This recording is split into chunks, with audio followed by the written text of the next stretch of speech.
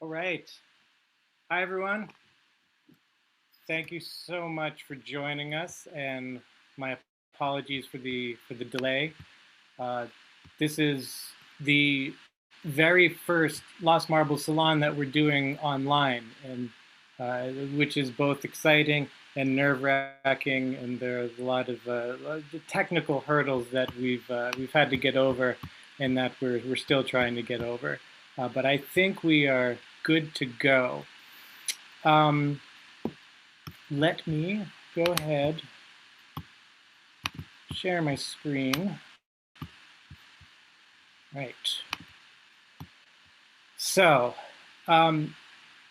just right off the bat, I wanted to let everybody know that if there are any catastrophic technical issues, if my computer crashes or something like that, just hang tight, stop your video, and then refresh the Cloud Club YouTube page that you're on, and then the new video, if that's necessary to create, should show up there. But otherwise, fingers crossed. So I wanted to mention, first and foremost, that the proceeds, we're going to collect donations this evening, and we can do that through the Lost Marbles Venmo account, and you see the address there on your screen. And in addition to paying out our performers this evening, we're going to take the donations and give them to the Boston-based nonprofit Mass Undocu Fund.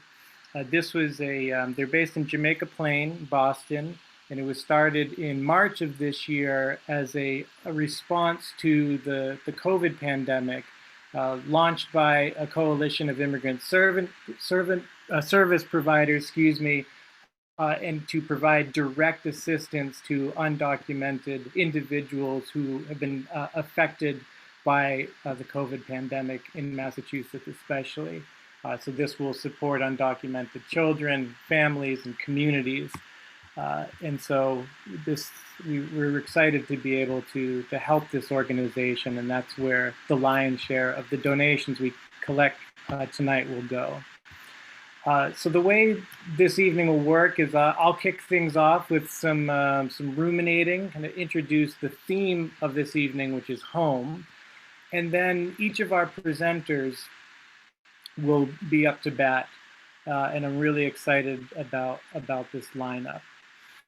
If you're new to Lost Marbles, it's an ever expanding community of thinkers, makers, who get together to share perspectives on themes that are inexhaustible, that we can come at again and again and again. So love, birth, bodies, and here you see a list of all the past themes that Lost Marbles has tackled.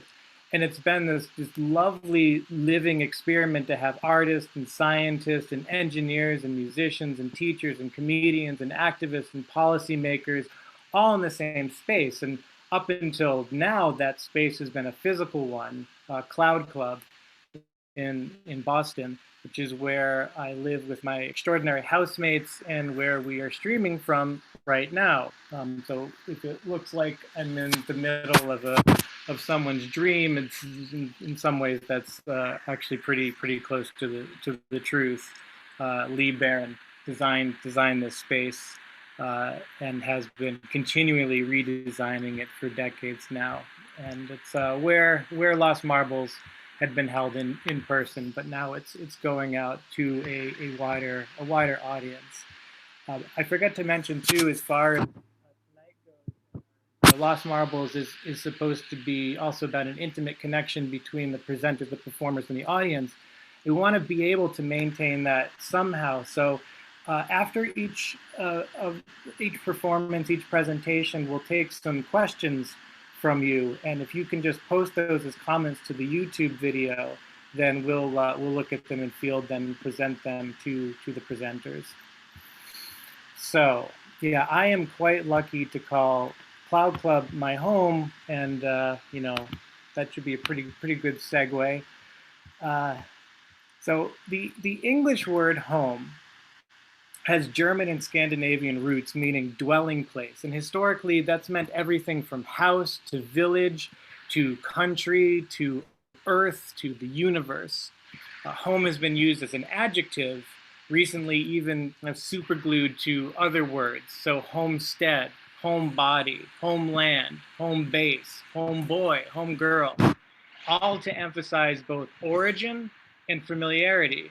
So first and foremost, home connotes belonging, which should give us pause when we think about, for instance, a word like homeless, which at that level would seem to suggest that to be homeless is not to belong anywhere. And that is a connotation I think is worth reflecting on for sure.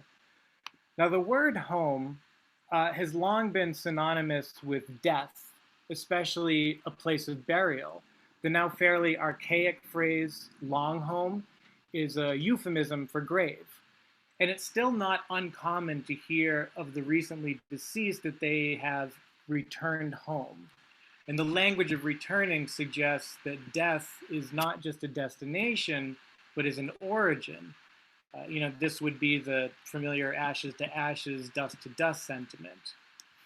And here's one way to imagine that, one that adds another layer of meaning to home, associating it with not just the body, but the female body and the wild trope of motherhood. The mother as earth, as a grave for origins, if that's a good way to put it, is certainly not a new idea, hence the phrase Mother Earth. I would warn, though, that there's a fine line between respect and awe and misogyny. So we want to beware not to fetishize or idealize or romanticize the mother or the female body that gives birth. But questions of birth are essentially questions of origin. That is, where did you come from? And it gets anywhere from interesting to dangerous when we conflate where we came from with where we belong. So our own sense of belonging to a particular place is ultimately about feeling safe. But if another feels that we belong elsewhere, it's about their feeling safe. And so this is a question of the right to exist here, not there. And similarly to how we use the word home, we use the word birth to connote possession. We say birthday, birthplace, birthmark, birthright.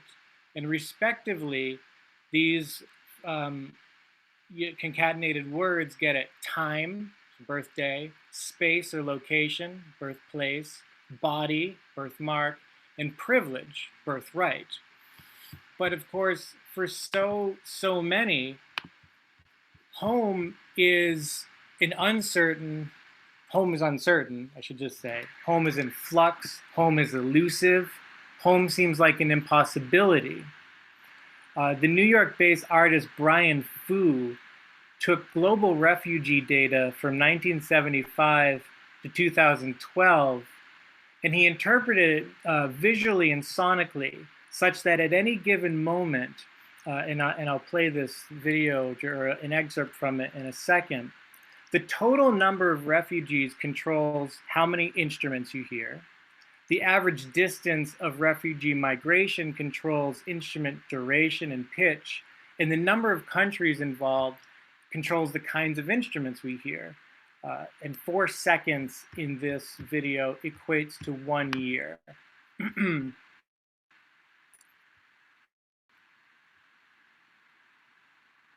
All right, so translating 4 decades of global refugee movement to song.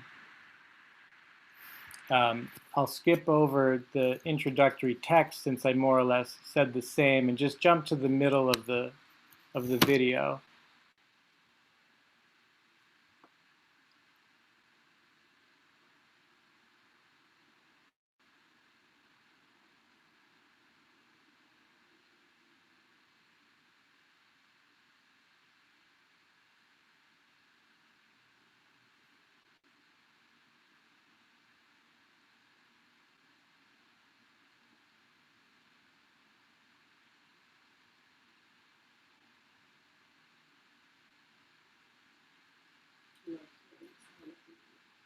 Oh. Hmm.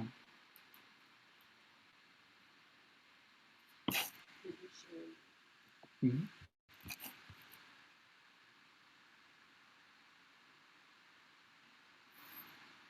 Okay. I guess the sound for the video might not be working. Uh, I'll post a link to it in the comments for the YouTube live stream. But at least you get to see visually what's going on in terms of representing refugee immigration in recent history. This is a creative way to make uh, data, which otherwise might be hard to elicit a reaction, to make us more viscerally connected with it. It's a powerful way to think about how home can be in flux for so many people.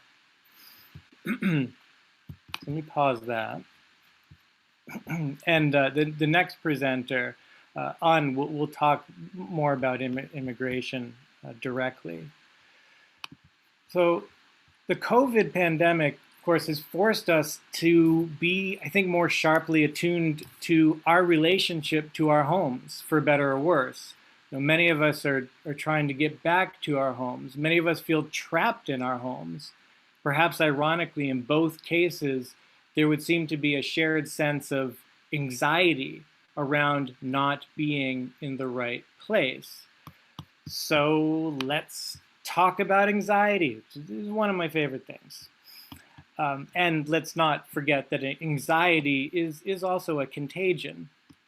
I think at a basic level, anxiety is the sense that you do not belong wherever you are. If that uncomfortable fight or flight sensation, that lived sense, had a rationale, it might very well be that you are supposed to be elsewhere.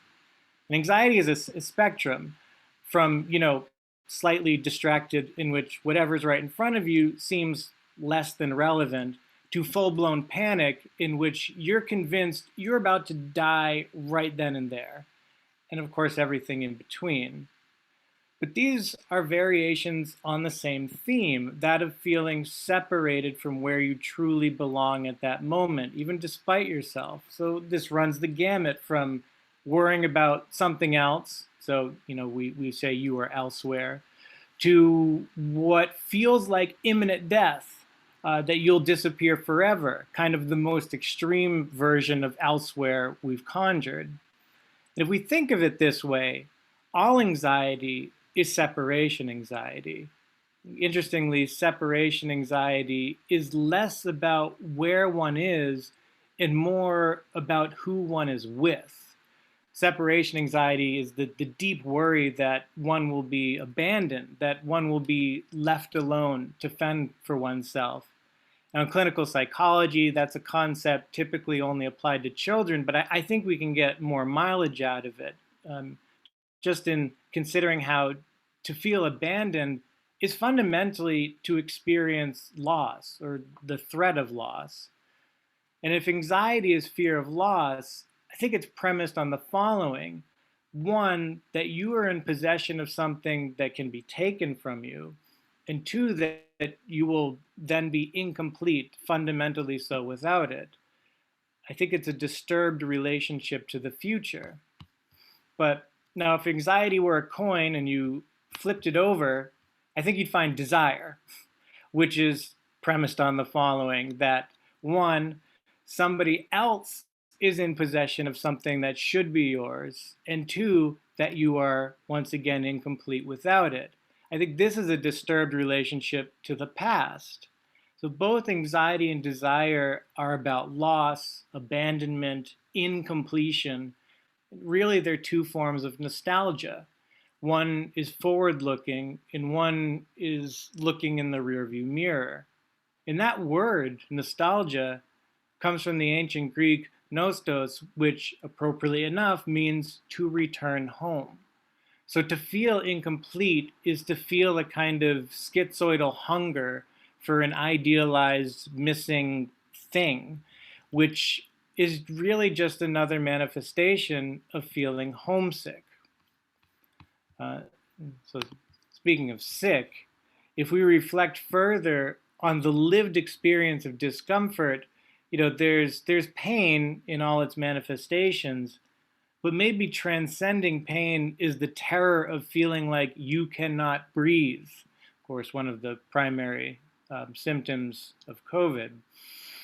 And if you'll indulge, some more armchair philology, the word anxiety is actually derived from the Latin angere, which means to choke or to strangle. So in other words, the core meaning of anxiety is the violent inability to breathe. And we already know that this is a force in the world. I can't breathe has become kind of a heartbreaking plea and rallying cry from those who've learned not to trust precisely those who are supposed to protect them from harm, those who are supposed to keep them safe. In other words, I can't breathe means I've been abandoned. I'm left to fend for myself. And I think it's separation anxiety in its palpably worst form. Now, there's a flip side to this, too. The Korean-Swedish artist Lisa Ulam has created these COVID-inspired memes to draw attention to how fears of the virus are immediately caught up with fears of those persons perceived to be the origin of the virus. As she put it, I'm quoting her here, the Asian community went from being invisible to being hypervisible, but as a virus or as a carrier of a virus. So I think this is tapping into the conceit that, who a person is might be inherently dangerous to another's well-being.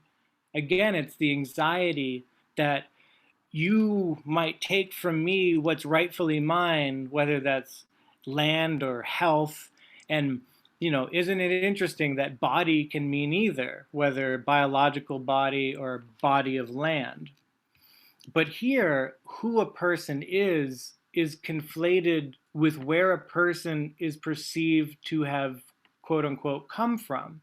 So these are the individuals who, maybe based simply on their physical appearance, are identified as, quote, foreigners, that is, those who do not belong here. And isn't it also interesting that we have in English the phrase foreign body, which blurs biology and, geopolitics.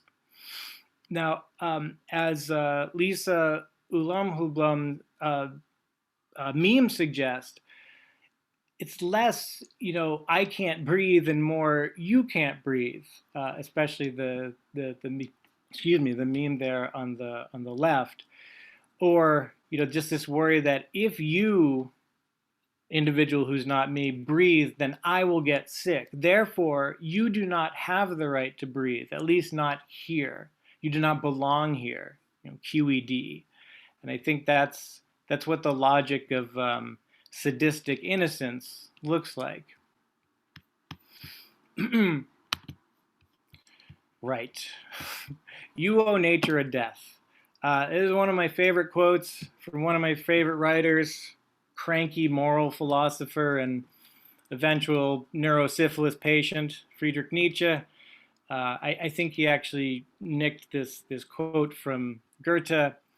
But what a curious thing to imagine death as debt owed. But debt, of course, is not possible without the perception of separation. And so if we owe nature a death, we first and foremost must fantasize ourselves as separate from it. Now, anxiety around our own death would then be, again, fear of loss premised on the following. You're in possession of something that can be taken from you and that you'll be incomplete without it. That something in this case would be life itself. So another way to put it is that the fear of death is the fear that we will cease to exist.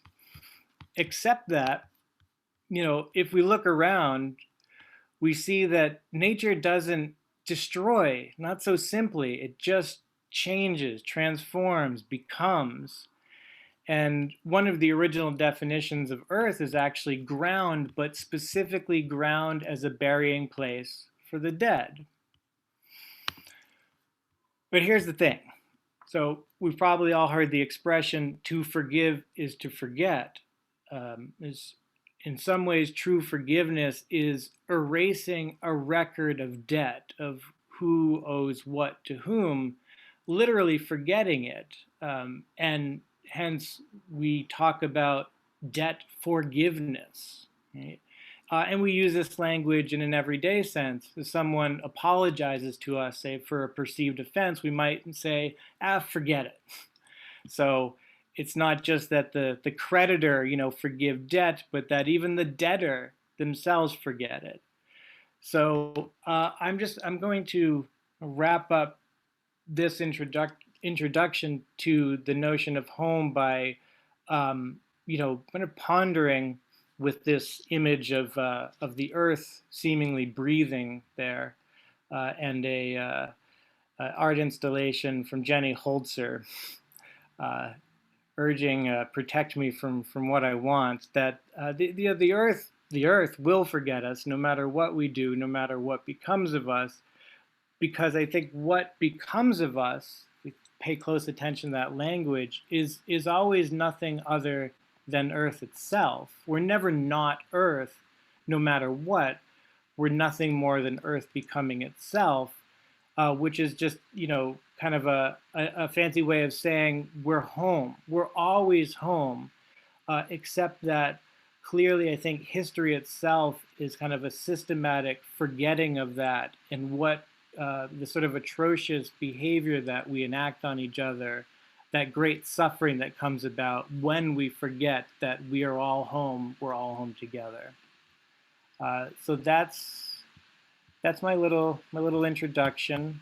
For those of you who don't know my presentation style, that's pretty much it. I start somewhere, I pull a thread, and then just the whole outfit comes off, and I'm naked and confused.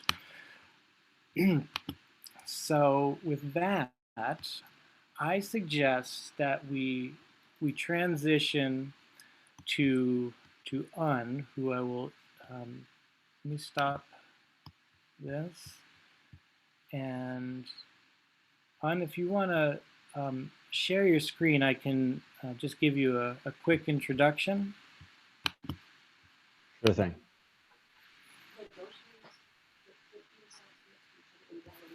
Oh, right. Sorry. Can I have you actually get out of that for just a second? Yep. Okay. Right. So that's all of us. Everybody say hello. Petey, Naseem, Han. Right. So yeah, just quick way of introduction. Unlay is the senior policy advisor for the Boston Mayor's Office for Immigrant Advancement. This is in charge of implementing the mayor's vision to advance vitality and stability of all immigrant communities in Boston. And in this role, advises city agencies on federal, state, local policies and legislation affecting foreign-born residents. It just by way of some of his background, he's taught at the School of Social Work and the continuing education program at Boston College. Previously, he was a children's mental health caseworker in Orange County, California, and a Jesuit volunteer working with families in financial crisis in San Antonio, Texas. And he holds advanced law and social work degrees from Boston College and a bachelor's in social ecology from the University of California, Irvine. And I'm very grateful to have Un join us for this Lost Marbles, especially given the theme of home. So Un, now, yeah, feel free to take over. Great. Thank you so much, Nate. Just gonna get this started. Here we go. So this is a bit of an odd blend of my own personal experiences as well as my professional take on what's been going on with immigrants in the state of immigrants today in the United States, and sort of my professional work related to that. I'm hoping to share some of those reflections as they relate to home, and make sure that you all have a sense of what we're doing here in Boston to facilitate that feeling of home for immigrants living in Boston, and maybe some ways that you can get more engaged and continue to be more informed. So I'm going to start with a video, and hopefully the sound works properly. To immigrants with love, remember, your culture is an asset. Thank you for sharing it. Welcome to Boston. When I was just a little girl, I asked my mother, what would I be? Would I be pretty? Would I be rich? Here's what she said to me. And that's what makes our city so special here in the city of Boston. And we're not afraid to celebrate our heritages. The immigrant community of the 30s is no different than the immigrant community of 25 years ago or for today. Many of the people that came to these shores for a better life, for their family, to send money back home. That story has not changed today. That story is the very same. That story, as Veronica said, is her story. That story is my story. That story is Stephen's story. The government and the community itself, we have grown so much, and we are more willing to embrace other cultures and to help each other to understand each other. So when you see his portrait on that wall, don't just see Carmelo. See many neighbors and friends of past and present, and realize that we all are part of something much, much bigger. It's a beautiful opportunity to create social change. We can use the power of arts and culture to make our communities better. But my story is everybody's stories, and this mural represents a whole community. I am from Mexico. I was born and raised in Mexico, but I came to the United States to perform. I'm a Mexican singer. This is the face of our community, representing all cultures. But I found my place and my family here in Boston. My missions and part of my work here is create those connections and link the communities like the Italians with the Hispanic community, and make sure that we break those barriers. Right now, more than ever, people is talking to each other. We respect our elders. We respect our father and mother. We respect our community, and this is what we are here. This is what we represent in East Boston, a community that, despite all the adversities, we are together to celebrate Italian culture. We celebrate Portuguese culture, Mexican culture, Salvadorian, all of the countries together. This is what we are, and this is what we have to stand for. Thank you very much. I noticed and I witnessed firsthand the value and the potential we have as a community when we have a good leadership. The mural is of great significance for Mexico. We have a mural tradition. Mi querida comunidad de inmigrantes, recuerden, su cultura es importante. Gracias por compartirla. Bienvenidos a Boston. ¿Qué será? Será. Whatever will be, will be. The future's not ours to see. ¿Qué será? Será. What will be, will be. ¿Qué será? Será.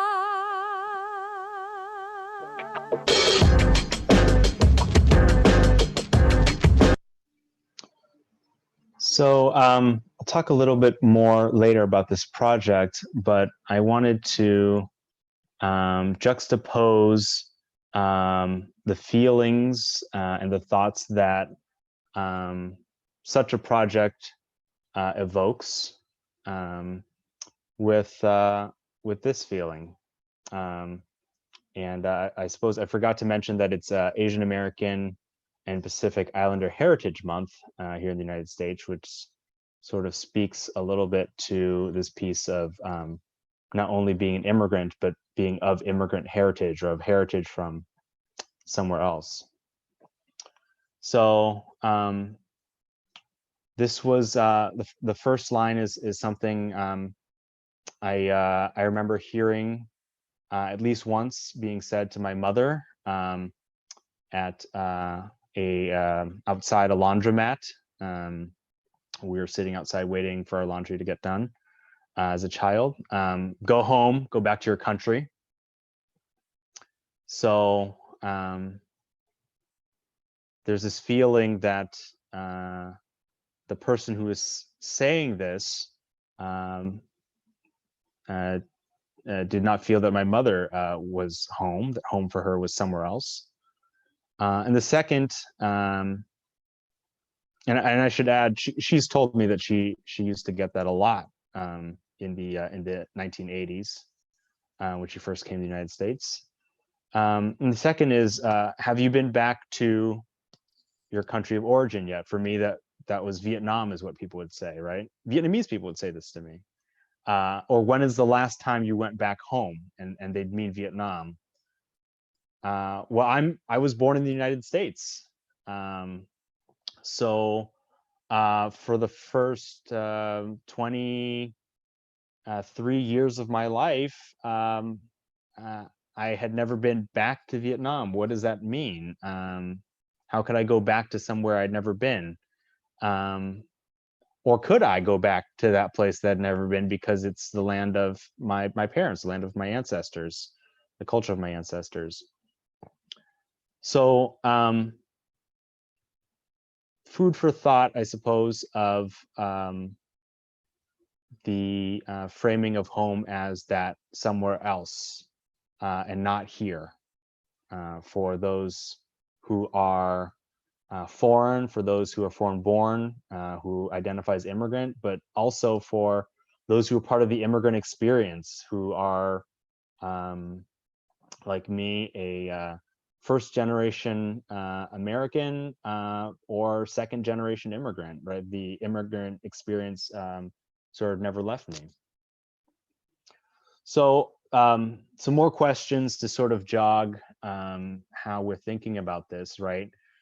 Because, you know, in the space that I work in, we talk a lot about being welcoming. We talk a lot about inclusion work, but there's also this concept of the perpetual foreigner, which is applied often to Asian Americans, to people who, by the way they look, typically, cannot end up fitting into the idea of what counts as American. But even in doing the welcoming work that we do and the inclusion work that we do, we don't step back often enough to ask ourselves, who gets to do this, right? Like, where's the power dynamic here? How does that power dynamic exist? Why is it that the Bostonian who was born here even gets to tell someone welcome? What about the immigrant who was here, who's been here for 30 years? Do they get to tell the new immigrant welcome? Does the immigrant who arrived last year get to welcome the one this year? What should we be doing? What are these sort of dynamics that we have here? And then there's the question of, at what point is someone no longer an immigrant or refugee, right?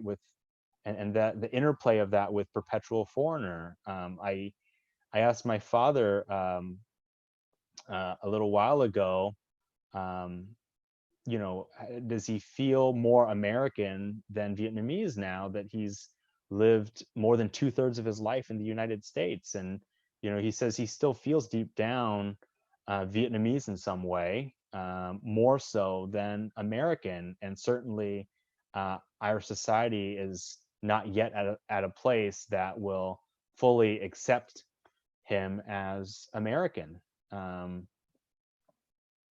then, you know, we talk about sometimes of the romanticized view of being able to have the best of both worlds, but sometimes it's the worst of both worlds, right?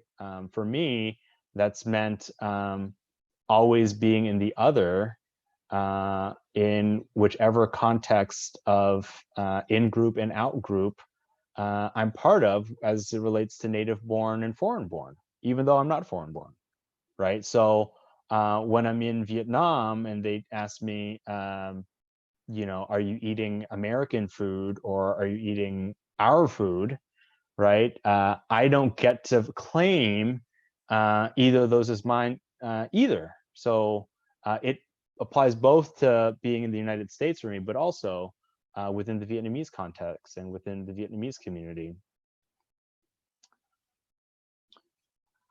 But here are photos of immigrants in the United States, right? And my big takeaway here is immigrants are just people who are doing the things that they're doing to live their lives.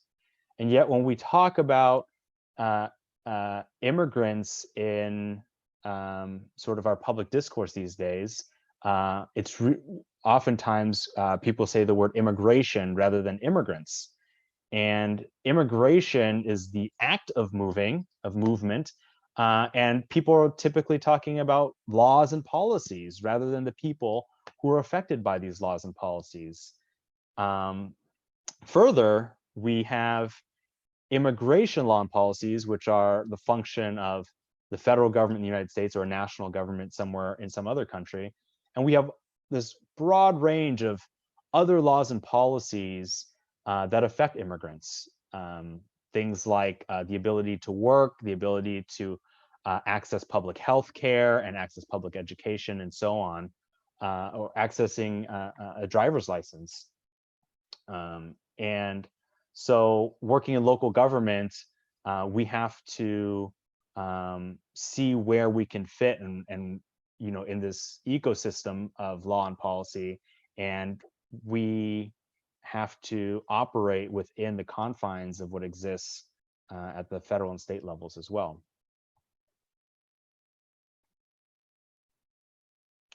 But when it comes to people, you can see here that over the last 140 years, the concentration of immigrants as part of the overall population in the cities and towns in eastern Massachusetts has started with a concentration in the urban core where Boston proper is and some other what are called gateway cities.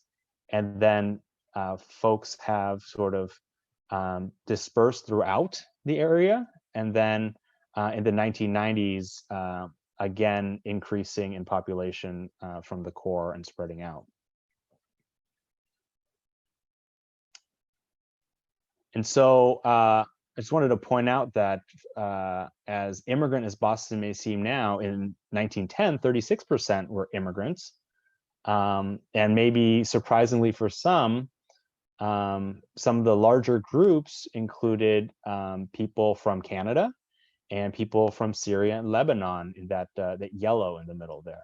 And I don't think that gets much play in the conversation. I think for that time frame, most people are talking about immigrants coming from Italy and Ireland.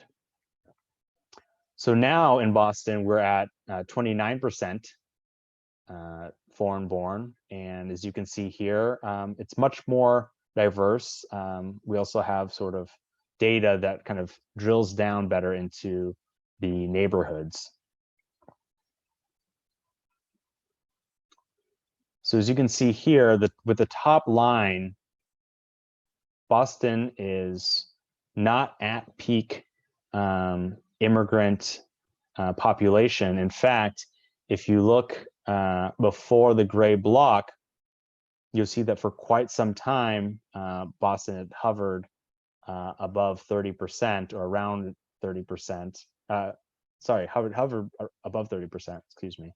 And did not take a dip until the immigrant quota policy of the early 20th century was instituted. So we're only now rising again as it comes to share of the population. And as I mentioned before, the population of immigrants is very diverse. People come from all over the world. It's not any single monolithic group.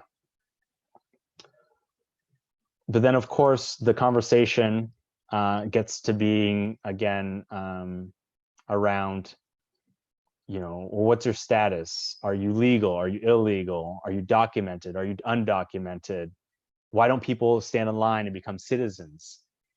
And that takes agency away from people quite a bit. This is a listing of sort of the spectrum of immigration statuses that immigrants can have in the United States. And oftentimes in my line of work, the sort of questions I get are from people who have something less than citizenship and have questions, and they want to be able to have more benefits and more status, right? And that's very understandable. I work in the government, but what we don't want to do is lose sight of the humanity behind this. And so I'm going to play a promo video of a project that my office is becoming increasingly involved in, called Suitcase Stories, that's run by a nonprofit called International Institute of New England. I arrived from the Dominican Republic. Mexico. Belgrade, Serbia. Oh, excuse me.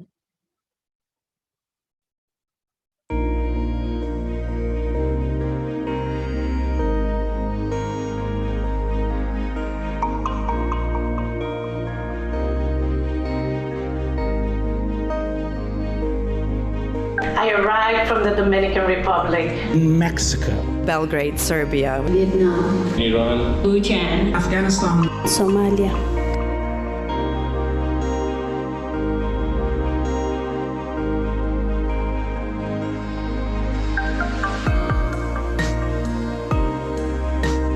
I got here with one suitcase. It felt like we were landing in a different planet.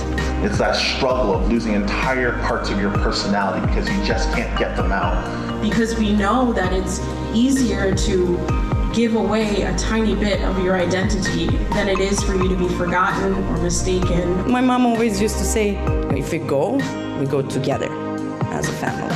Honey, I need you to sue the President of the United States. What I have learned is that we all have to support the potential that immigrants have to offer to this country. People often ask me how it feels to be an American. Being an American is a state of mind, and reaching the American dream is the compass for the mind. Thank you for listening to my Suitcase story. So in Boston, we're fortunate enough to have a mayor who cares about immigrants and welcomes immigrants, and is very tied to his own immigrant heritage. Both his parents were born in Ireland.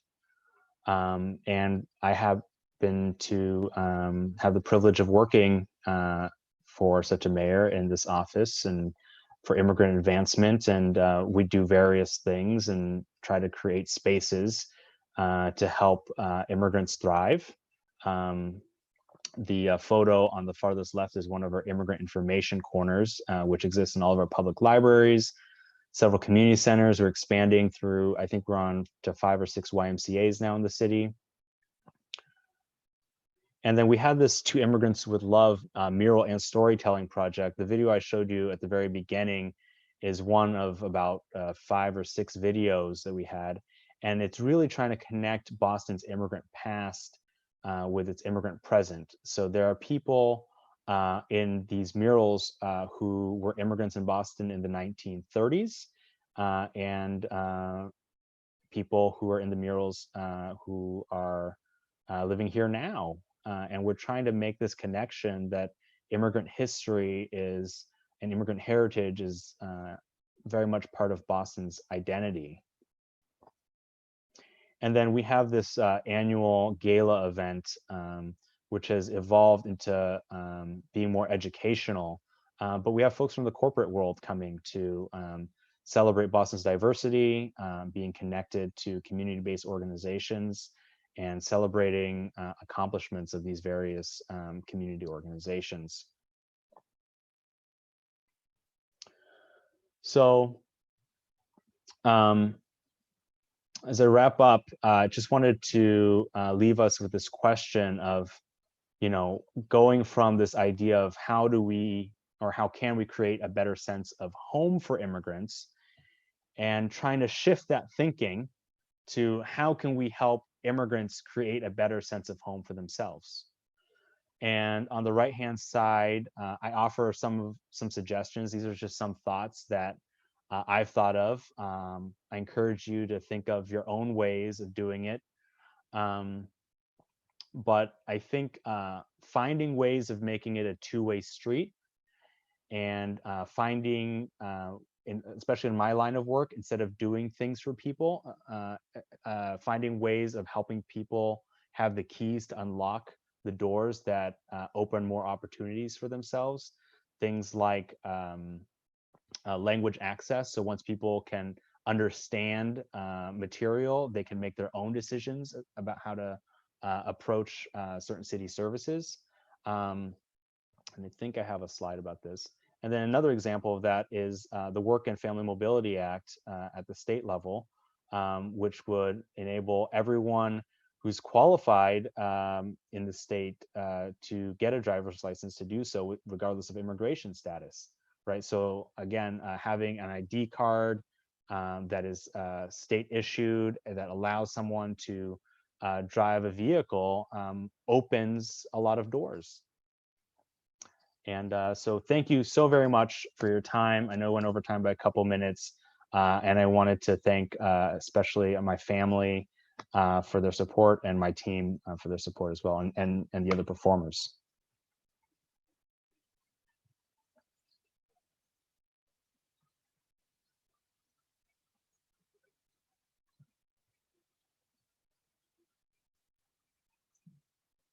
Nate, I think you're still on mute.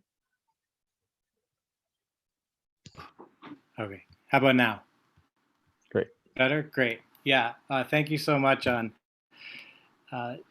just wanted to remind people that feel free to ask questions, just post them as comments to the YouTube video, and then can respond to any questions that you might have. I know Vesela, who's in the room with me, has one. And I also wanted to remind people that part of tonight's event is we're collecting donations that we'll give to Mass Undocu Fund, which is a Boston-based nonprofit that's dedicated to helping undocumented immigrants who have been directly affected by COVID.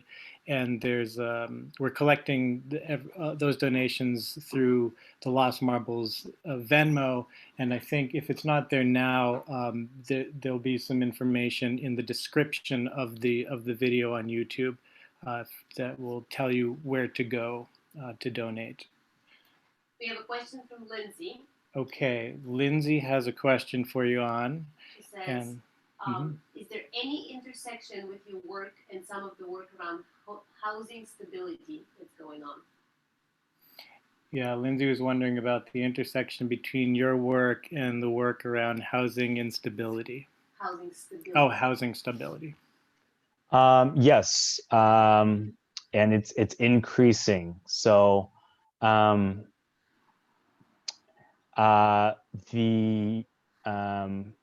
housing crisis in Boston is one of the biggest challenges, one of the biggest social challenges in our city. And it's further complicated when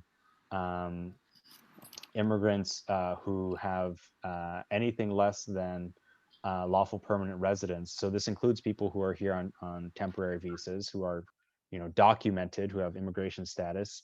They might have trouble or fears accessing the various resources. And so our office tries to make sure that the city's Office of Housing Stability is aware and sensitive to those issues. They very much are. And then during COVID-19, the city's rental relief fund, there's been one round so far of dispersing funds, and there will hopefully be another round announced soon. And that fund has prioritized people who are not eligible for unemployment insurance. And so a good chunk of that population are people who are immigrant workers who've lost their jobs. Mm-hmm. Great. Beth, did you want to? Yeah. Hi, Ann. Hi, everybody. This is I guess partly I was going to interrupt. Can you unshare your screen for a sec? That way we can. Yep. Yeah. Okay. You can pin us. So first of all, one comment. I thought it was funny that people will ask you when was the last time you went home. I have now lived almost exactly half my life in my native Bulgaria and here in the US. And I find that every time when I'm here, I say, I need to get tickets to go home. And then when I'm in Bulgaria, I say, when are we going home? Meaning Boston. So it goes back and forth, whichever place I am. I always feel like the other one's my home. The other place, yeah. And then I was curious, and I should know this, but since I have a citizenship now as of a couple of years, am I still an immigrant? At what point is my status? Because I don't know how to describe myself. I hear people saying I'm first generation, but I'm not first generation. I'm the one who came here, but I am now American. So is there clarity to that at all? No, I mean, it's how you self-identify. When it comes to, how we frame our work, we look at place of birth.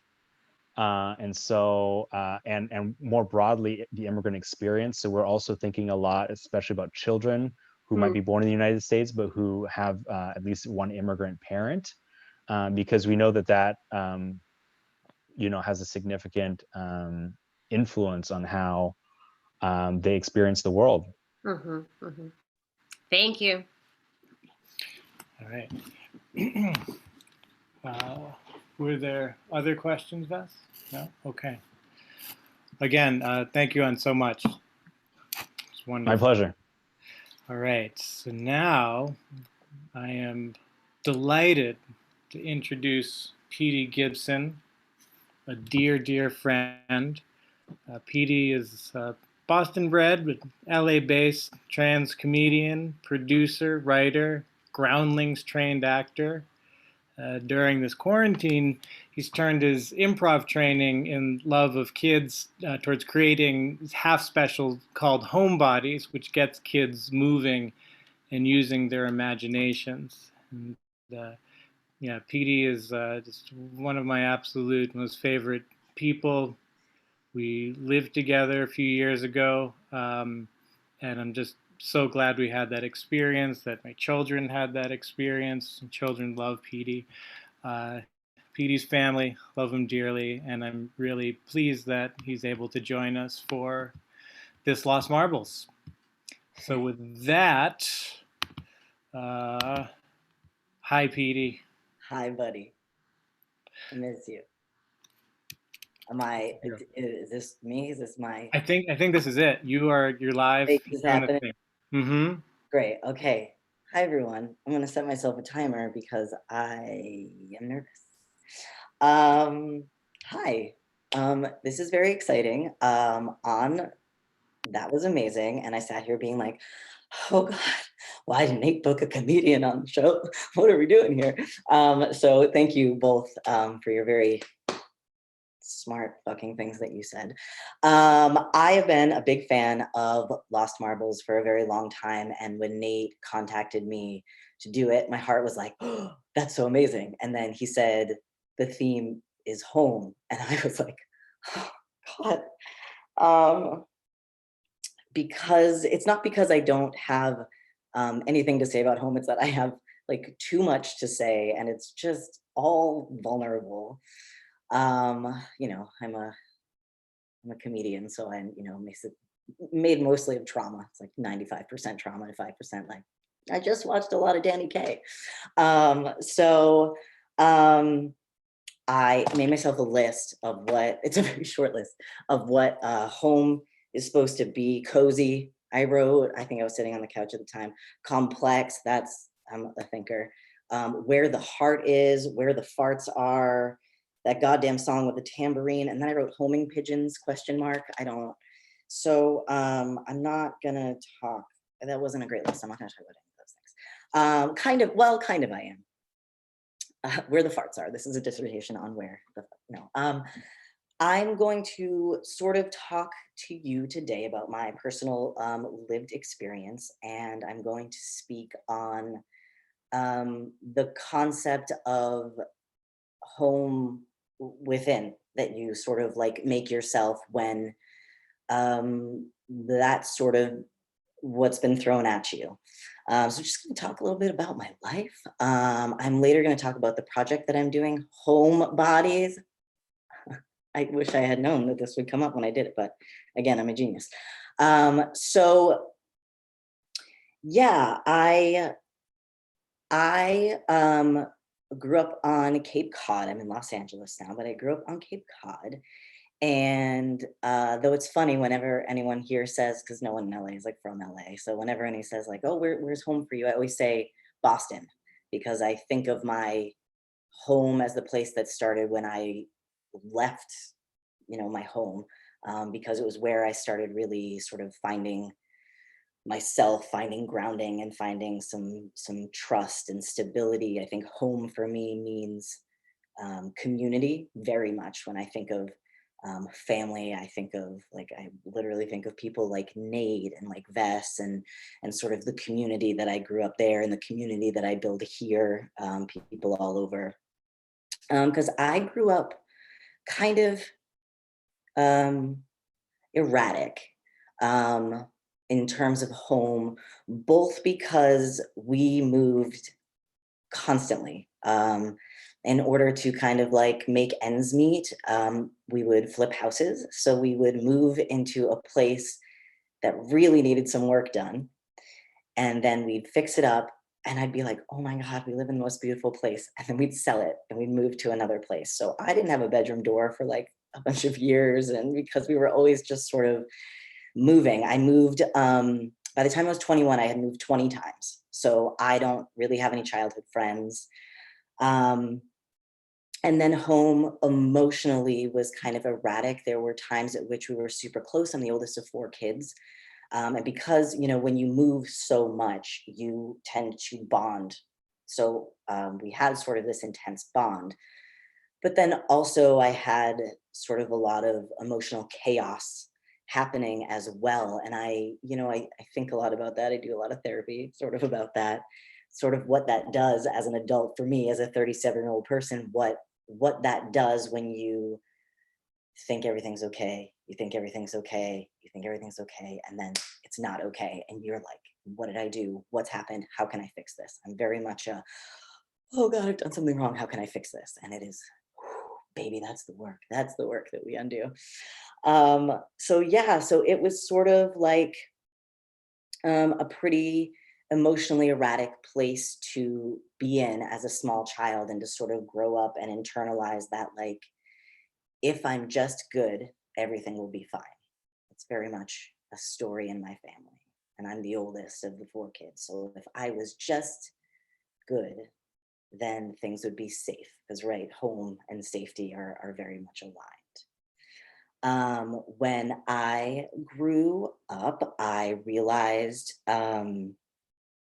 that I was gay. So I was raised female. It was great. I'm okay with it. It was great. Very adorable child, like 100% should have been kidnapped as a child. Very cute, very real Elizabeth Smart vibes.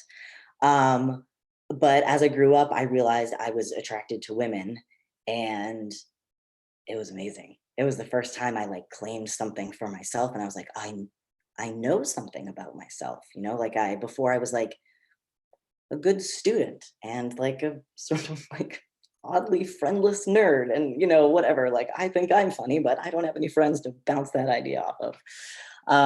So when I realized that I was gay, I was like, oh, baby's got something. That was mine. That was 100% mine. I feel like I'm acting like I'm on stage, like taking a drink. So it blossomed me. It completely changed having this. I actually had a friend who told me that I was gay. It was wonderful. I was talking about some girl that I had a crush on because I didn't have a ton of friends. And when you don't have a ton of people to bounce things off of, you assume that everything you think is normal. So I finally started to get some friends. I was like, talking about this girl. And my friend was like, you're gay. You know that, right? And I was like, I am. She was like, yeah, you're really gay. I was like, and it was like, it was amazing. And finally I had something where I started thinking like I had a sense of self, and I was a late bloomer. I was like 16, 17. But that became mine. That became something that was mine. And it was really, really wonderful until I felt this real divide within me because my parents didn't know. And I was very, very scared to tell them because I didn't know what it would mean. And, you know, as all things, it came to a head. And as all things in a chaos family, when I first told them, it was okay. And I was like, oh my God, this is okay. This is fine. And I came home from school the next day. And I remember my dad standing on the lawn screaming, get in the house right now. And he had like changed his mind that it was okay. And he sat me down and yelled at me about how I was a perversion and all this, you know, I'm going to bring a priest in here. We were not religious. Like, I don't really know where it came from. And it really like shattered me. And for the next couple months, I was trying to like have what was a beautiful life at school where I had friends and they knew me and I had a sense of self, and I was starting to tap into feelings like, no, I'm angry, or I'm excited, or I'm happy. I wasn't just somebody who was trying to like do the next right thing in order to make everything okay. And things at home came to a head where I ended up being kicked out of my home. My dad, one day he looked at me and he said, I hate you. And I walked to work, I remember, and I called a friend, and I ended up living with her and her family for a little bit while I was in my senior year of high school. And finally, you know, they were like, you can't, like, what's your plan? You know, we love you, we support you, but like, you can't live here forever. You don't even have a bedroom here. So I moved for a couple months into a friend's mom's finished basement. And it was really intense. It was really tough because for somebody especially whose family was the only home. I didn't have a childhood home or a hometown because we moved all the time. So for me, home was around the dinner table, the oldest of 4 kids. And revealing myself really shattered that for me. And that for me started a really tough chain within myself. I started drinking and smoking cigarettes. I was self-harming. And it took a really, really, really long time. It is still happening where I can settle in a space. That's sort of this like, you know, trauma event for me. I like moved to Boston, which was beautiful, went to college. 3 months later, I had a complete panic attack meltdown, had to go. I was like, housing, I was supposed to concentrate. My parents don't love me. Was trying to talk to my parents, make everything okay. Like there was so much going on. And then I found my Boston community. And so for me, when someone says, where are you from? I say Boston, because that was really where I started to say, hey, this is who I am. And people went, great, this is who I am. And I was like, oh, wow, what a concept. What a concept that like we love people for who they are. Like we're actively interested in the ways in which they are like different and beautiful and all that. So yeah, that was a really crazy time. And I would find places to live. Nate noted that I lived with him for a while. I lived in a couple places and I did make home, but I never unpacked fully. I was never fully unpacked. And I think that's part of moving around a lot. I think that's a part of like, you get this fight or flight syndrome when you're a child and your home leaves you, you sort of think, all right, at any point, somebody's going to get mad at me. I'm going to have to go. And that's been something that I've really, you know, worked on my whole life. I'm going to fast forward a little bit. So I ended up deciding to move to LA 8 or 9 years ago, doesn't matter. This is not a big deal. So I've been here for 8 or 9 years, and you know, over the past several years, I was thinking I was so deeply uncomfortable in my body. And in some ways that's sort of weird because it's your norm, you know, when you think a certain way, kind of like how I didn't know that I was gay. It's like, I just assumed that everybody was very upset when they looked in the mirror. Or I assumed that everyone felt constantly just very, very uncomfortable. And I would see people in their bathing suits and I'd be like, wow, I don't know how they do it. And I'm a very late bloomer, obviously, y'all. So it was my mid 30s, and finally it was working with trans youth. Because as I got more therapy and I started to figure stuff out, I got sober. I'm 6 years sober. I started to think, what is my purpose and what am I doing? I'm an actor, I'm a creator, I'll always do those things. But I started working with queer youth, with trans youth, and that has completely changed my life because I'm able to be sort of the people that were there for me, snatch them up and say, you are doing great, you're valid, stay the course. Or, you know, say like, you're really gay, I see that in you. So I started really thinking like, oh my God, I was working with trans youth. I was working with 15-year-old kids who were trans, and I was so jealous of them. I was so jealous of these kids.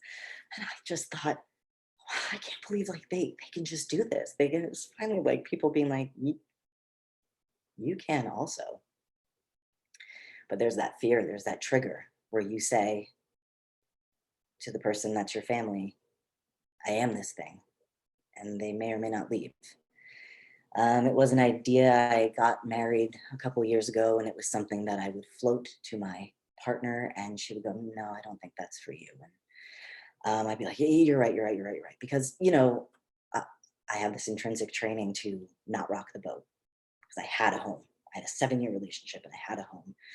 Many other things happened. We're not going to get into my divorce, but I'm divorced. And that re-triggered all that trauma of pulling apart a home that I had lived in. When you're in a relationship for that long, you don't know whose stuff is what or what's happening. And I started bouncing around on couches. And so that's been sort of this crazy thing, but I transitioned, and that changed my fucking life. Not just because I have this wonderful small beard right now, but because it was since I had come out as gay, it was the very first time where I was like, oh my God, it does not matter where I am. Like, I know myself, and I have this deep sense of knowing. My shoulders are down. My sense of self, as I was sort of bouncing around, I was deeply sad, deeply upset. 10-10, do not recommend divorce. But I was calm. I've been very calm. I've been very sort of finding this sense of like, oh my God, it's so dumb. Home is where the heart is. But I mean, for real though, like this idea that like, I know myself. Like, I know exactly who I am. I went to the courthouse. I said, actually, this is my name. And now when I get bills or whatever, I go, I can't pay this bill. And also, this is my name. You know, wherever I go, I'm able to really look somebody in the eye because I'm not trying to hide myself. I'm not trying to hide my body. I'm not trying to hide who I am or what I'm about. And it is, y'all, it's the best. Not saying y'all have to transition your gender and undergo some pretty intense surgery, but sitting with yourself and knowing exactly who you are, it is unbelievable. It's remarkable. So we've got a little bit of time left. I wanted to talk about sort of what I'm doing now, because now I'm feel really great in my trans identity. I feel really great in my sober identity. That's awesome. But something that I really, really love doing is working with kids. I think I don't know, I just get them. It's like whenever I like walk into a place, children always like sort of turn and look at me, and I like wave to them, and they like wave back like, do I know you? I don't know why, but I feel very sort of connected to kids. And so when this quarantine started happening, I couldn't stop thinking like, oh my God, like these kids that are such social, beautiful creatures, like that go to school. I loved going to school, that like love going to school and love being around their friends. Like that's gone. They don't have that. And I had a friend reach out to say, you do improv, you do all this stuff. Our kid is not, we can't get our kid to move now that they're home. They don't have recess. They don't have their friends. They're just sitting. Can you do something? And I thought, yeah, I'll put a little something together. Well, it turns out I made a half-hour show, and I have since made 3 half-hour specials for kids. And I think the idea of really looking at a kid, really like joking with them or seeing them, or I think can really change the way kids grow up, because I can pinpoint that happening to me as a kid, as a person who is coming out twice, as somebody who has had people look at them and go like, you're good. And I get to make kids shows, which is really exciting. So I put together like 2.5 minutes of what my show is about. I thought it may be fun just to, because you all are not going to be watching a half-hour kid show. It's not on Netflix, it's just on YouTube. So I'm going to, okay, I hit, this is cool. I'm not great at this. Share a screen. No, where are you? Okay, wait, no, go back. Nate, this is not, everything's fine. Everything's cool. Wait, go back. Okay, hold on. Oh my God, this is a nightmare. We're living in a nightmare. Everything's fine. Everything's good. Hold on 1 second. Oh, we got it, baby. Okay, share computer sound.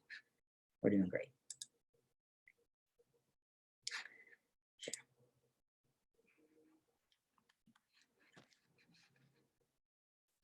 You want to say that?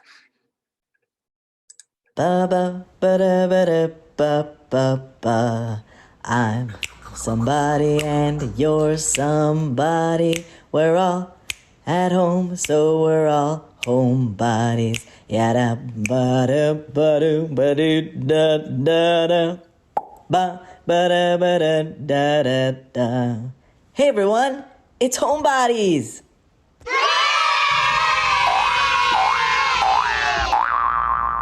What's up, my little stay-at-homers, my little Homer Simpsons, my little Homingtons?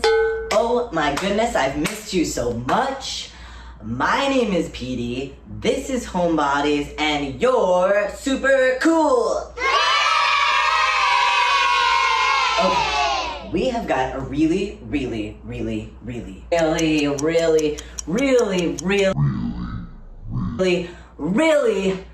fun episode for you today. I'm so excited.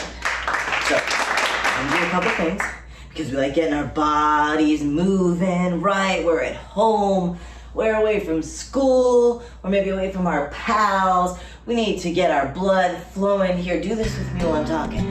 We need to get our blood flowing. We need to get moving.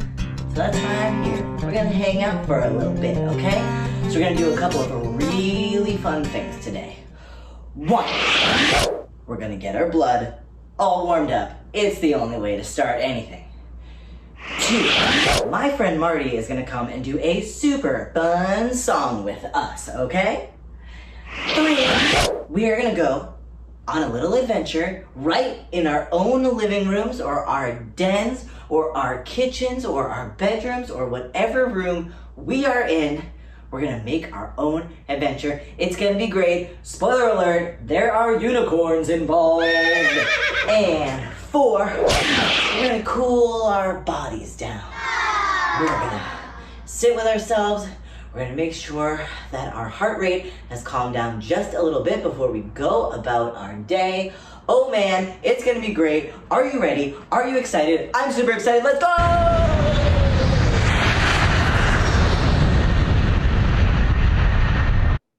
Okay,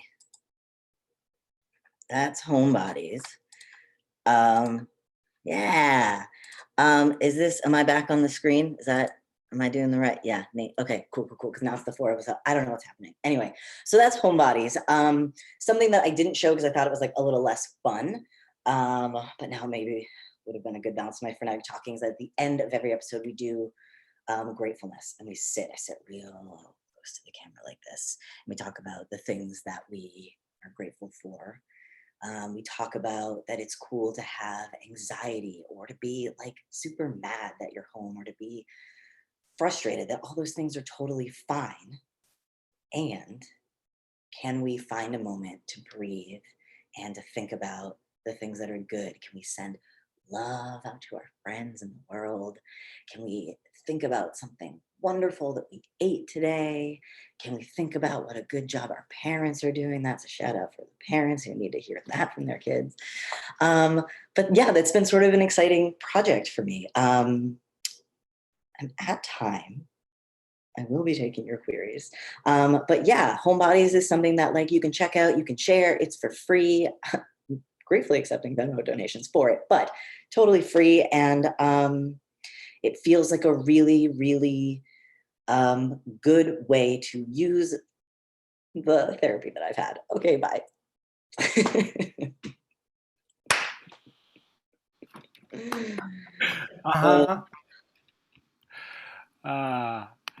I'm tired, I'm sweaty. Yeah? I should have done what An did and just put together a video. That was smart. Damn it. No, it's, there's no stress. If there's no questions, there's no stress. I put the thing up here.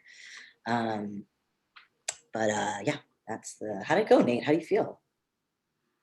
How do I feel about your presentation? Yeah, I'd like some feedback, like in real time. I feel decently. I have notes. Maybe that's shared, yeah, after. I'll take them off there, for sure. Yeah, no, I actually stopped the broadcast right before you started. You were like, you know what, this is not what I asked for. I asked for comedy. Yeah, I didn't even wait till you started. I just was playing it safe. Oh, okay. Yeah. Okay. That's my feelings a lot. There's a question for you. Sure. They say, can you get old farts like us moving? Can you get old farts moving the way you can get children moving? God, I want to make a fart joke. No. Focus. Yes, absolutely. So because I'm 37, a lot of my friends like are, being normal people and have kids, and there's friends who are like doing it along with their kids. There's friends that have kids that are too small. They're like, 2 and they're extremely distracted. So I'll get friends being like, well, me and my wife did it today. The kid was in the other room playing, but we did it. We had a blast. Yeah, I've had all sorts of people. I had this really wonderful woman that I didn't know. She wrote to me, and she has an adult daughter with some disabilities, and she sent me video of her like 22-year-old daughter like playing along with this, and she was like, this got her up for half an hour today. It was amazing. I was like, oh my God. So I think like it's been a really fun, people have been sending me videos of their kids doing it. And I've been getting adults involved too. That puppet that you saw is by someone I work with in Story Pirates, which is another organization for kids named Sherry Lane. I've had a yoga guest come on. I've had another guest come on and we had a dance party. So yes, I think adults too, I definitely cater it to kids, but I think pretty much everybody would like to be looked at in the eye and do this, good job, good job, good job. That's something we do a lot whenever we finish anything. We do good job, good job. And I feel like probably we all need a little bit of like, right, I'm not failing, I'm in a pandemic, so.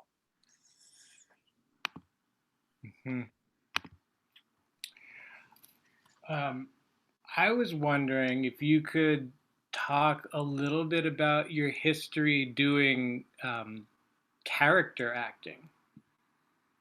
Yeah. And I don't have like a super well formulated question, but I am interested in how that relates to the evolution of your own identity, right? But playing with different characters, but also trying to have a sense of, a core that doesn't change, that's you. Dude, it is something that I am just now unpacking is too deep, but it's something that I'm really like thinking about because I've been a character actor most of my like 15-year career where I've played a bunch of different characters, something that I got pretty well known for in Boston that I then took on the road. And I also did a whole web series about was this older woman named Mary Dolan. Now I've just been able to do the voice again, cause my voice changed. But you know, the bitch is back, as they say. I was playing all types of character, high femme and guys, and I had a cat that I was playing at one point. It's been very interesting as my voice changed that I've lost characters, and I've like mourned them. I was like, oh, I didn't get to say goodbye to Chrissy Orlando. Like I literally physically cannot play this character anymore. But of course I can do, you know, Deb still, but I call her Mike now, you know, whatever. Gender's performative anyway, am I right, Nathaniel Greenslit? But it's been interesting because I loved being other people. I was always being other people. It was like my joy. I moved to Los Angeles literally to do it, to go to the Groundlings, where people like Paul Rubens and Melissa McCarthy and Kristen Wiig, like people who are known that type of comedy for becoming other characters, did that, went through the whole program. And since I've transitioned, I haven't been doing it. And I'm like, ooh, that's really interesting. It's really interesting to me to think like that I have been so performative with my body, probably because, you know, not that I've based a career off of being secretly trans, but it is interesting to me to think about like that I was constantly able to like put costumes on and off, and that when I was Mary, I felt like I was Mary. When I was Deb, I really felt like I was Deb. I could really transform. And part of it, I also wonder if I'm just so excited to be myself for the first time, which I've literally never had that experience. But I think like, oh, I should make videos. You know, it's the core. Everyone's making videos. I should like do these characters. I'm like, I don't really want to. I'm sure the urge will come back because it is, of course, like part of my career. But I do feel very like, what does my career look like now? Like now that I'm myself, now that I have like a sense of like who I am and what I look like I know what I look like now. I look in the mirror all the time. So it's a really interesting thing that I just sort of am realizing like, holy crap, I haven't gotten on stage in a year to do characters. I've done stand-up and all that stuff. Apparently it's been suggested that there be a Moving with Mary video series for the older folks. Okay, can Mary have a beard? Because it took me 13 months to grow this. So like, I can't, emotionally, I just can't. So we're gonna have to figure something out. Mary will be bearded. Yeah, for sure. Okay, yeah. Great, I'll consider it. And then what was Brian's question? The sympathy card, what's up with that? Brian King, a question for you. Oh my God. Wants to know what is happening with the sympathy card, which you should also explain briefly for those who don't know what that is. Sweet. Yeah, the sympathy card is a lesbian rom-com about cancer and relationships that I filmed 2 years ago in Boston with Boston writer, producer, and director Brendan Bowie. He wrote it. I co-produced and I co-starred along with Mika Pappas and Lauren Neal. It was shot by Amanda McGrady, who's an amazing Boston-based cinematographer. We filmed it. We got it in the can. We premiered it at Dances with Films in Los Angeles, which was a pretty great festival for us to debut it at. We won the audience award. We were like, holy shit. There was somebody in the audience who wanted to work with us on the distribution side. We started going around to all these festivals. COVID hit. So we have canceled festival screenings in Melbourne, Australia. We canceled them in Amsterdam. We're supposed to go to Cleveland, which is a great festival. We were all over the place. Those have all been canceled or pushed. And Boston, of course, we're so excited to bring it to Boston. Finally, I hate that we didn't debut it there, but all of this to say, I don't know. While I would, of course, emotionally love to just throw it up online for anybody to see, we are actively talking to places worldwide for video on demand platforms. And so if we were to do that, we would not really be able to sell it anywhere. And movies are expensive. Yeah, we had a great fundraising campaign for it. I was really, really grateful. My Boston community came out so hard. It was so amazing to fly to Boston, shoot it in Boston. I promise that literally the second I can get it out to the masses, I will do it because it drives me crazy. And it's also the question I'm asked all the time. And I wish everyone was seeing it. But that's showbiz, kids. Mm-hmm. Speaking of showbiz, what is the best way for people to follow you and to for you to keep in touch and people track your work? What a segue. I'm old, so I'm mostly on Facebook. It's a combination of like cute memes and aggressive, expletive-laden rants against the government and kids content.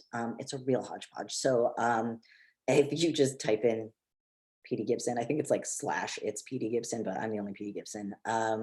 Instagram is great. There's a lot of pictures of food that I eat, real heavy, hot content. If anyone knows how to help me use that platform, that'd be great. But that's Petey_Gibson, or I sometimes post things on my website, which is PeteyGibson.com. I think I'm the only Petey Gibson. So if you just like put me into Google, you can find me. I'm not good at being private, obviously. Mm-hmm. Well, we'll also put everybody's contact info in the description for the video. So yeah, I want to know how to get a hold of On so that I can be like, what are we doing for immigrants? It's going to be intense. It's going to be aggressive. I just want to talk. Mm-hmm. Mm-hmm.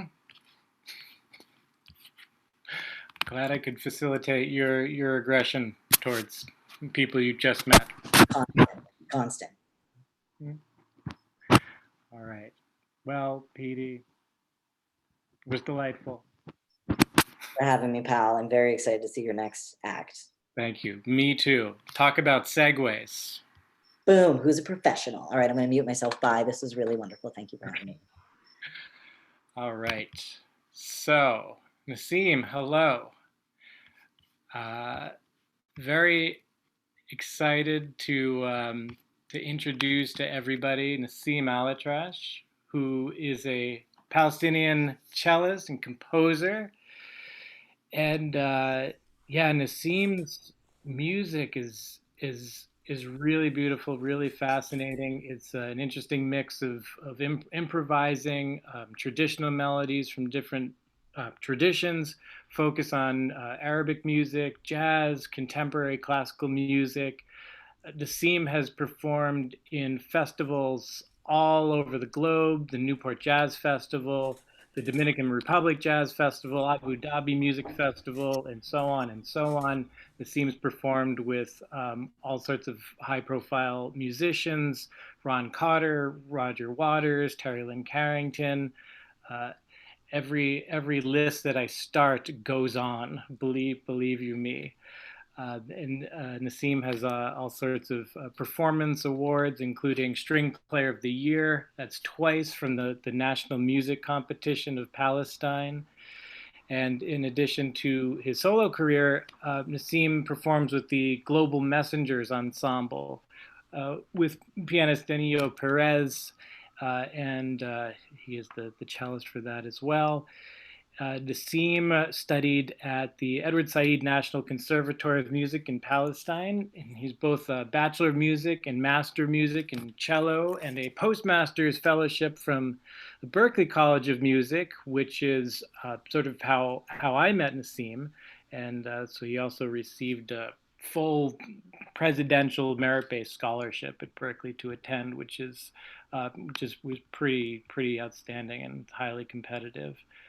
So I'm really delighted to have Naseem join us for this Lost Marbles, and with that, I will turn it over.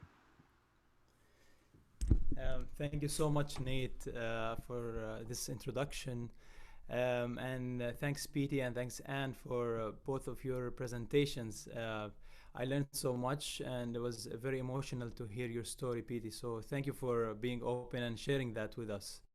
That definitely puts me kind of in the right mood now to play the music I'm about to play, because it's also very personal to me. The music that I'm performing today, it came to life when I was thinking about the concept of home almost 2 years ago.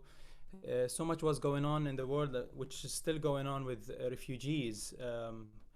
Coming from Syria, Palestinian refugees. I'm originally Palestinian. I grew up in Palestine until I was 18, and then I came here.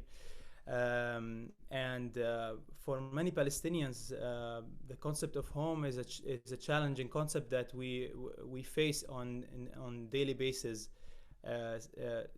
from birth until it's been going for 72 years actually.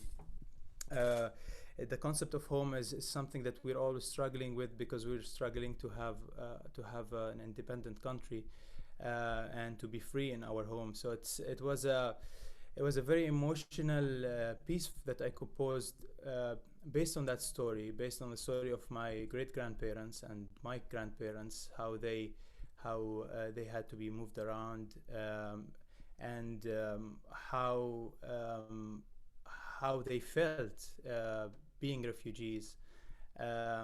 So the piece has 4 movements. The first movement, I was thinking about what is home for me. I started thinking about things that first are physical, but then they trigger certain memories, like smell, for example. Like the smell of pita bread, the pita bread in the bakery next door when I was growing up, freshly baked in the morning, for example, that always reminds me of home.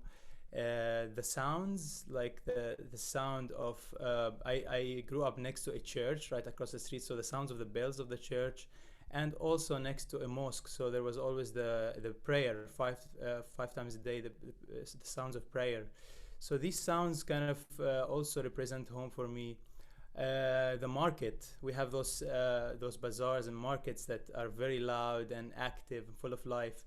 The first movement it has this imagery in it, and it's called riwaya, which means tale or story in Arabic. The second movement is a war movement. It represents catastrophe, war, and this could be translated also to a natural disaster or anything that might cause someone to be forced to leave home. And it's called ramad, which means in Arabic means ash. The third movement is called rahil or lifta. That's rahil lifta, and lifta is the name of a Palestinian village that all the residents had to leave this village, and it's now very beautiful old ruins where I shot actually the video of that piece. And the fourth movement, risala, which means message, represents the feelings of hope, of always wanting to keep going and always fighting to continue, always looking for home and always being connected with home, especially for immigrants once they arrive, or refugees once we arrive to this new place. There's always the beginning feeling of, okay, this is foreign, this is different. But then that movement ends with a dance that's rather happy, and that's representing that feeling of creating a new home, or the feeling of humanity coming together, that people from everywhere just finding the connections and coming together. The piece was written originally for cello and a quartet, basically jazz quartet, and then I continued to arrange it with Eugene Fries, an amazing cellist and mentor of mine, who did a fantastic orchestration for cello and a string orchestra. But today I will try to find a way to perform the piece as solo cello, basically taking certain melodies and themes from the different movements and play them, and I'm gonna play them in a connected way. I will start with an improvisation, and between the movements there will be improvisations connecting those movements. In Arabic we call improvisation taqasim, and it's a way of playing those Arabic maqams or modes and transitioning between them. It is very soulful and beautiful. So I will start with a taqasim, with an improvisation, and then leading into the first movement, and there will be no stop between the movements. It'll be all connected. So I hope you enjoy, and I'll take questions after. Thank you.